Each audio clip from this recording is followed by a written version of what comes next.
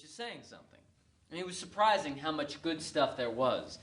A storm, attempted murders, witches, wizards, invisible spirits, revolutions, characters drinking until they're dead drunk, an angry monster named Caliban. Can you believe it? I was amazed that Mrs. Baker was letting me read this. I mean, it's got to be censored all over the place. I figured that she hadn't read it herself. Otherwise, she would never have let me at it.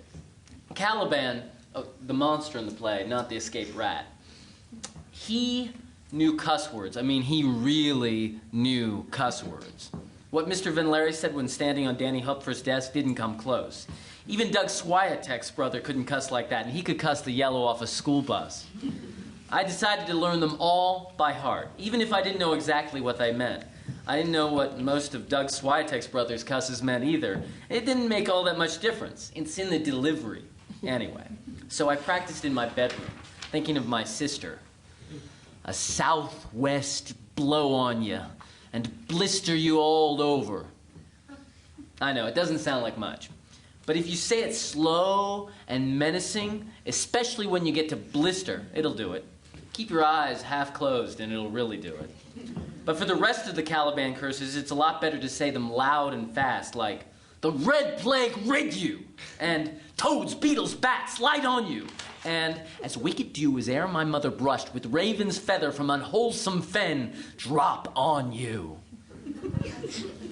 I'm not exactly sure what that last one means, but if you really hit the words, the last 3 words hard, it'll do its stuff.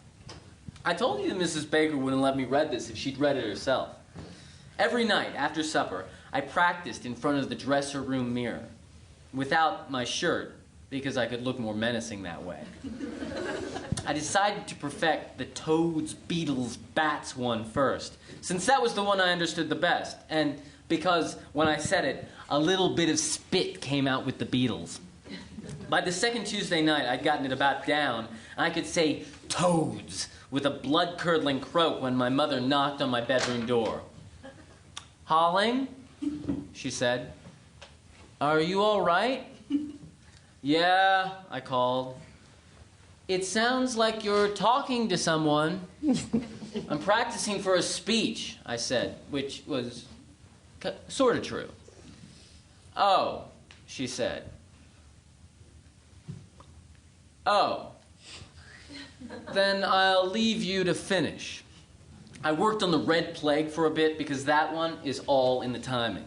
Then my father knocked on the door. There must have been a commercial on. "I can hear you all the way down in the den. What are you doing?" "Practicing Shakespeare," I said.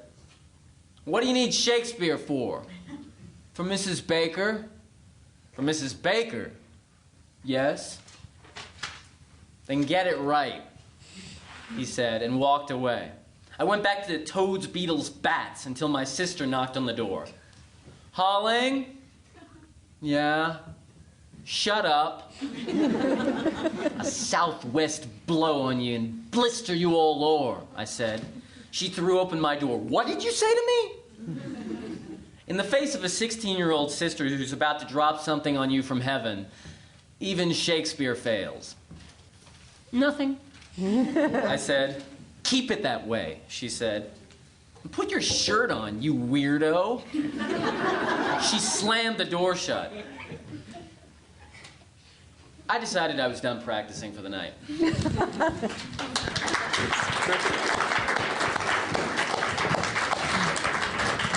That was great. That was great. That was terrific.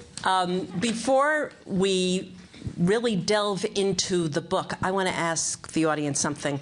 One thing that runs through this whole book, as those of you who read it know, is the way Holling, that character, feels about his teacher. So I want to ask you all about your teacher, and if you're not currently in school, remember back to a teacher who stands out in your mind. And if your teacher is currently in this room, you do not have to raise your hand, okay?